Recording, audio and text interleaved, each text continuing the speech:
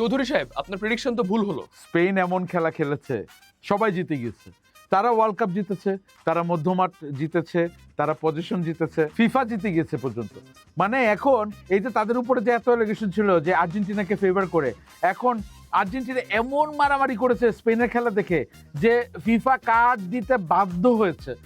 কারণ এটা না দিলেই না, এই একটা রেড কার্ড দিয়ে আর্জেন্টিনার পুরাতন যত রকমের এই ভার রিভিউ হয় নাই, ও ইভেন বিল্ড আপে ফাউল গুলো ছিল এগুলোকে কোনো ভার রিভিউ করে নাই, তারা ইচ্ছা মতো ফাউল করে গেছে, কার্ড পায় নাই, এগুলো সবকিছু একদম অ্যাকসেপ্টেবল হয়ে গেছে, একদম righteous. So Spain brilliant.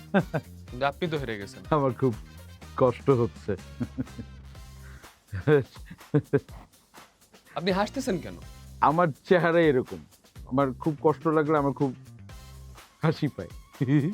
Believe me, আমার অনেক কষ্ট হচ্ছে। দেখেন, কালকে খেলায় যদি আর্জেন্টিনা জিততো, অদ্ভুত একটা ব্যাপার হতো। Yes, they have been favoured, এমনকি খেলা শেষেও তার ওই হাতি ইউজ করতে হলো। স্পেন বিশাল শিক্ষা আমাদের দিয়ে গিয়েছে, ইভেন দো তার opponent has been extremely favoured, কিন্তু তারা তাদের খেলা খেলে গিয়েছে। যতই ফেভার করতে থাকুক, আমি তো নিজে 3টা ফুটবল টিম চালাই, আমি তো চৌধুরী স্মৃতি টুর্নামেন্ট চালাই, আমার তো কমিটি টিম থাকে, রাইট? বাট সার্টেন লেভেল তো খেলা তো থাকতে হয়। এই স্ক্রিপ্টে তো আর কোথাও বলে দেয় না কে কাকে বল পাস করবে, but it doesn't matter. Messi is a legend, তার লাস্ট ওয়ার্ল্ড কাপ আমরা হয়তো দেখে ফেলেছি। Ronaldo is a legend, Neymar,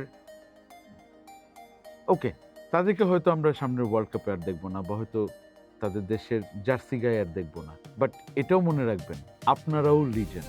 আজকে ভোর রাতে সব শেষ। এখন আমাদের এই 1 মাস বা তার কিছু কম বেশি সময় সবাই একটা নাটকের মধ্যে ডুবেছিল, নাটক শেষ। হয়তো লাস্ট পর্বটা আমাদের এক্সপেকটেশন অনুযায়ী হয়নি বা হয়েছে, অনেকে হ্যাপি বা হ্যাপি নেই, doesn't matter, it's gone. Messi should have retired in 2022। আমি নিজে 22 বছর বয়সে অবসর গ্রহণ করেছি। আমি জানি যে কখন থামতে হয়। এই শোয়েরও আর প্রয়োজন নেই। এই football analysis show, this is the last show today.